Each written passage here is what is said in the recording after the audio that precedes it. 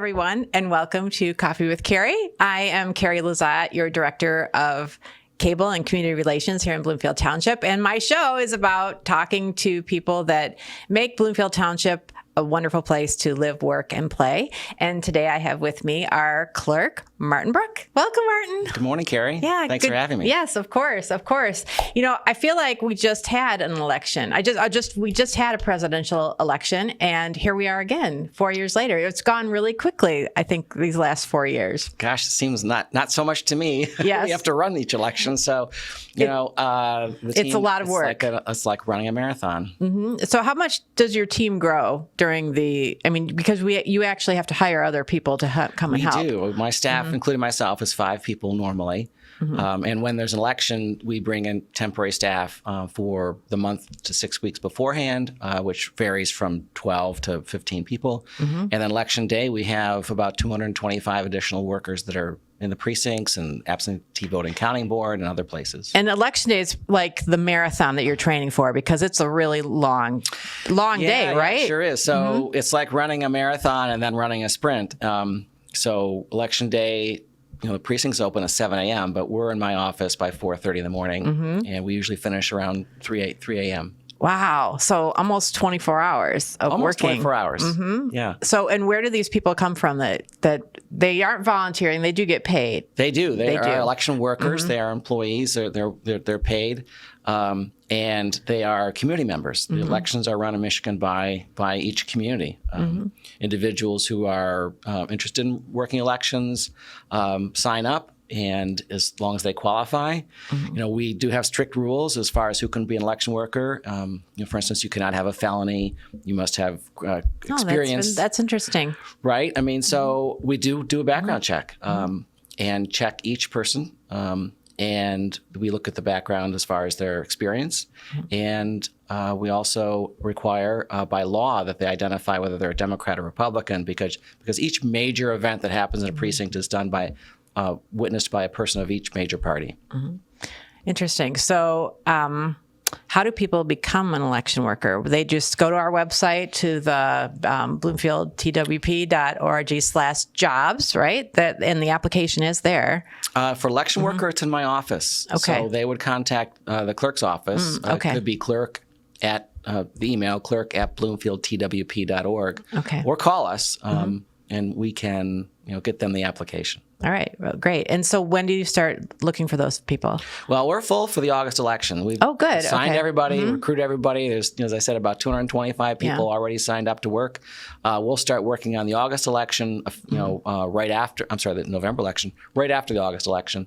But if people are interested in working in November, and we will need people, they can contact my office anytime. Use that email, clerk@bloomfieldtwp.org. So do you have to be a resident to work in your community? Or you could, like, if you're full up and people want to go work in Birmingham or Southfield or somewhere else, they're able to go apply? They are. You just have to be a registered voter in Michigan. Okay. So we do that. So we had some extras for the presidential primary, and they worked in Birmingham because they had some needs. And so that we're working together regionally and throughout the county and the state as far as clerks go. And it's really a wonderful thing because they're all different parties. But your team is going to be the most fun.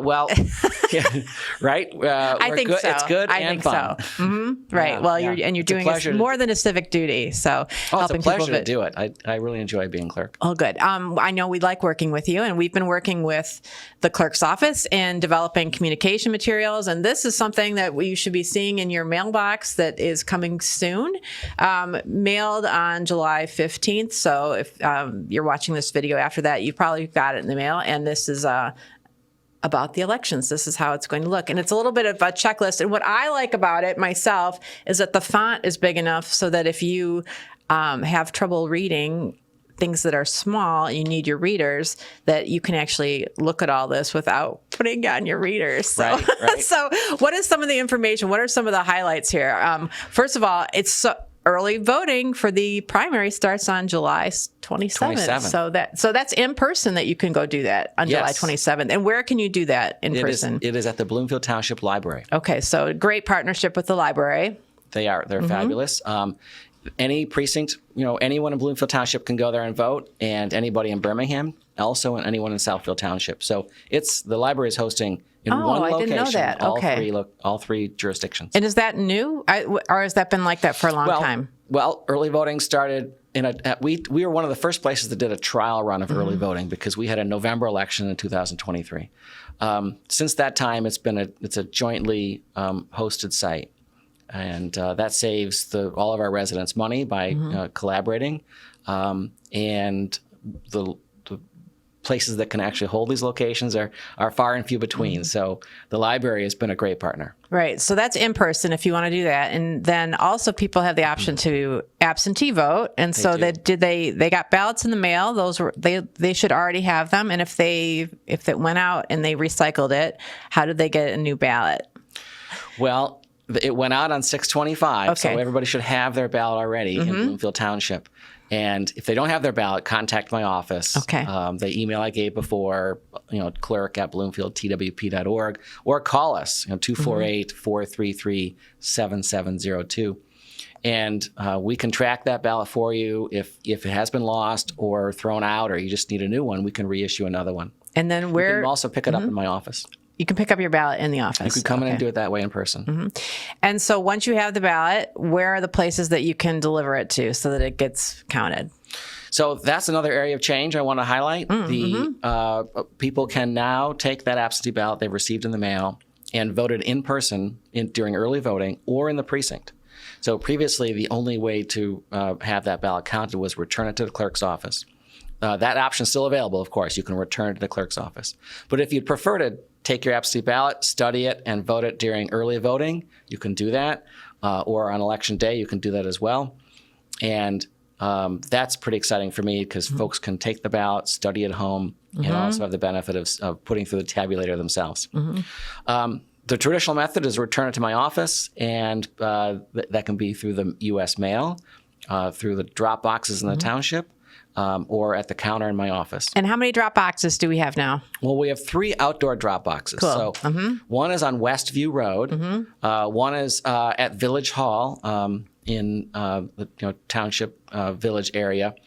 And the other one is outside the main Township Hall building here at Telegraph and Exeter. Okay. All right. Well, great. So there's no reason why people shouldn't be voting. We check those every day, every work day.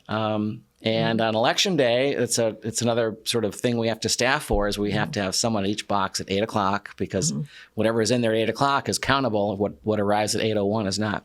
And they're also monitored by security cameras. Yes. Each of them is on a security camera.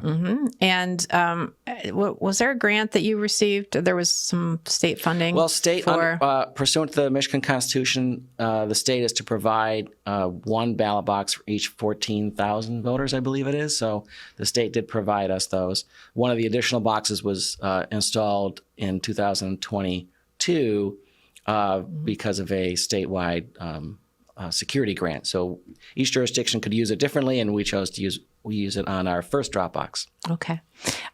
What are some other highlights? What else is new this year? Well, the early voting is a really big one. I want to highlight that again because starting the Saturday, July 27th, 8:30 in the morning, folks can go to the Township Library and vote in person. That ends Sunday, August 4th. So Monday, you cannot early vote. You've got to go through. Okay. So after Monday, you have to go to your own precinct. You have after Sunday. After Sunday. The only option is to return your absentee ballot through one of the methods mentioned earlier, or to vote on election day. Okay. And election day is? August 6th. August 6th. Tuesday, August 6th. Okay. And that's for the primary. And then the general election will be, there's all new dates, but those are also included. Yes. In right up here at the top. So if you forget anything, they're all highlighted for you in this nice mailer. So. Right. Cool. Nice. Right. So this was information that we need to get out there because not only is there early voting, there's the drop boxes, there's a lot of different new things. Another thing to mention is that there is also now the permanent mail ballot list.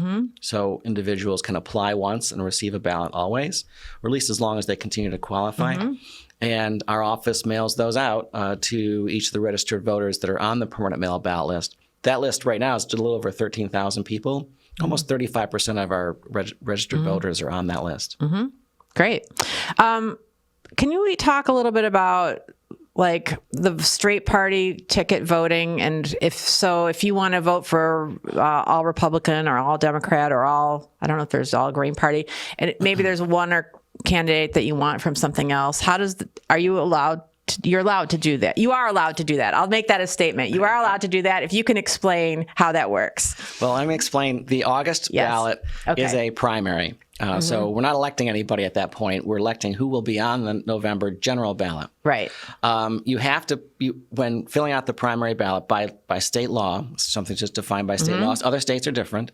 But for the August primary, you have to vote within one party or another. You cannot vote in one race in the Democratic column and another race in the Republican column. Okay, so you do have to vote straight ticket in the primary only. In the primary only, straight ticket. If you fill out your ballot and you've crossed that line, say you voted for Senate on the Republican side and township trustee on the Democratic side, that ballot will not be counted in the partisan section. None of the partisan votes would be counted. Okay. So if you want to make your decision, if you want to have it count, you need to make sure you vote. Stay in your lane. Stay in your lane. Stay in your lane. Stay in your lane. Okay. All right. If you are in a precinct and you run it through the tabulator, it will tell you if you've made a mistake. Yeah. And push it back out to you and say, do you want to vote it as is? You've crossed party lines. Yeah. Well, and crossing party lines doesn't just eliminate your vote in that race. It's all the partisan races would be disqualified. You wouldn't be counted. Yeah. The nonpartisan part of the ballot would be counted. Right.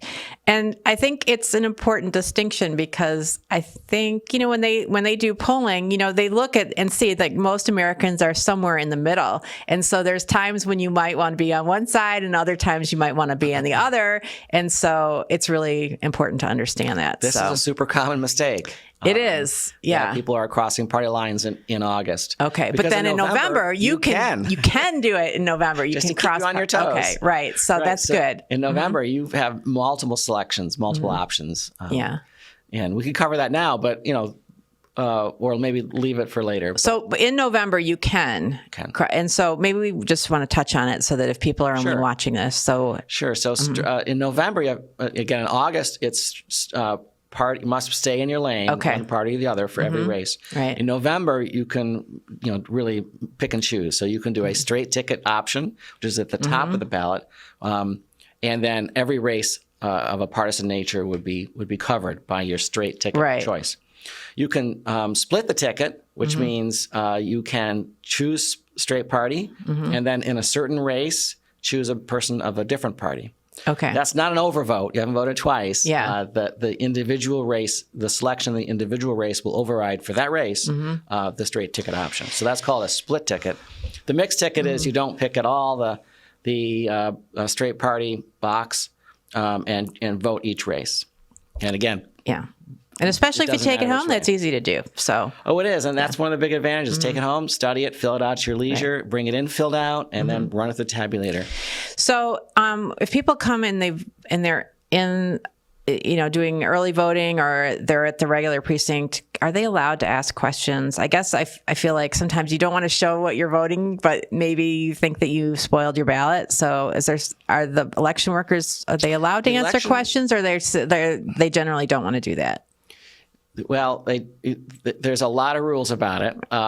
They do provide instruction about how to fill out the ballot, and that instruction is just basically what I said. They'll mention straight ticket, split ticket, mixed ticket. Questions are not usually handled. The instructions are consistent, so that everybody gets the same instructions. But that does confuse folks. So that's where the tabulator comes in. If they've done it wrong, the tabulator will tell them. Right. So don't worry. If you've overvoted in a race, it's going to tell you. Well, if you've somehow in August you've done a split ticket, it'll tell you, and you have the option to take your ballot back and get a new one. Okay. I know we're trying to make it more, we're trying to simplify it, but it's sounding a little complicated, but it shouldn't be. And I have a new voter in my house. My daughter turns 18 on July 10th. So we're very excited. I know she's really excited about voting. And also I should mention that at our open house, you have practice voting? Like, don't you have Yes. ballots? And so the practice voting that will happen at our open house, is that with the ballot that will be seen? No, it's a fake. Oh, you vote for fake just things, like, right? Pick your favorite food. What's your favorite, fast food hamburger, Right. Things like that. It's aimed at young kids. But it gives you a chance to see it, right? See how it works. Yes, little bit. the ballot will look the same, but Yeah. have different topics on it. Didn't we vote for something? Didn't they vote for something last year? They voted What for was it? Departments. Which department? Which department was the best? Or the Which most was their fun? favorite? The favorite? Yes, their favorite. I think I need to work on our campaigning for that. I'm sure that we didn't win. I think it was probably police. Police or fire, they always win. It was police this time. It was police. I don't know how that's possible, because fire burned something down and did like a huge. Right? Yes, it was super cool. Go bigger. Mm-hmm. But right, because so it was police on that ballot, and we do this passport game too. So if they fill out the passport, the Bloomfield Township passport book, and get a stamp from each of the departments, then they are entered into a drawing of some, several exciting items that, we don't know what they are yet for this year, but it was a big hit last year. Yes, and we're going to see you. We're going to see you again before the November election. So, is there anything else that people should know for the primary? Well, for all elections, I want to highlight the Michigan Voter Information Center, or MVIC. Individuals can find the plethora of information, general information about voting, and then also specific information about themselves. So if they want to apply for an absentee ballot, they can do it at MVIC. If they want to find out if their absentee ballot has been received by the clerk's office, they can find that out at MVIC. If they want to know the exact address of the drop boxes, they can find that out at MVIC, Michigan Voter Information Center. Its website is MVIC, Michigan Voter Information Center .SOS, Secretary of State, .mi.us. Well, we'll find that and we'll put that up on the screen too. It's really handy information. So each clerk inputs the information, and it's housed all right there. So you can learn about the hours of our office, extra hours that we're open. We're always open extra hours around elections, Fridays and Saturdays, when our normal hours here in the township are Monday through Thursday. And you can find out contact information and again, specific ballot information that you have about your own ballot. Right. And we are a resource for the community. So if people want to call us, they should be able to call us and stop in. And if we don't know the answers, then we can find out how to answer their question. Because 100%. I think, sometimes I know that at the state level, they changed their website. And I know when I was doing some election work years ago, I was, you'd go in there to reference things, and then from day to day, they could be changing and updating. So your local clerk is the best. You're the best, absolutely. Martin. We want them to call the local clerks. Yes. And that is how, where the information originates. Even the information in MVIC comes from the local clerk. So, we're there to serve. It's a customer service business. Call us, email us, text us. We'll provide the information and help guide you through this. Our goal is that every person who can be legally is registered, and everybody who's registered votes. Bloomfield Township, by the way, is known throughout the state as one of the places with the highest voter turnout. And we do this every year in and year out, which is a real credit to the residents of the township to be that engaged and to vote that frequently. Absolutely. And you yourself, you don't have a primary this year, so you're running unopposed. So we'll see you through this election and then 4 years going forward. So that's kind of a relief. You can just concentrate on the job and not think about running for office. So that's cool. Yep. It'll be great to have you. The campaigns are something that each of the clerk's offices are working on all year long. It's not just an election day kind of thing, early voting kind of thing. It's an all hands on deck yearly process. With all these changes, it's been a real challenge for clerks throughout the state. And but we've met them. One thing I want to mention too, by the way, is an individual came in my office this morning. He received a mailer looked like someone in Washington, D.C.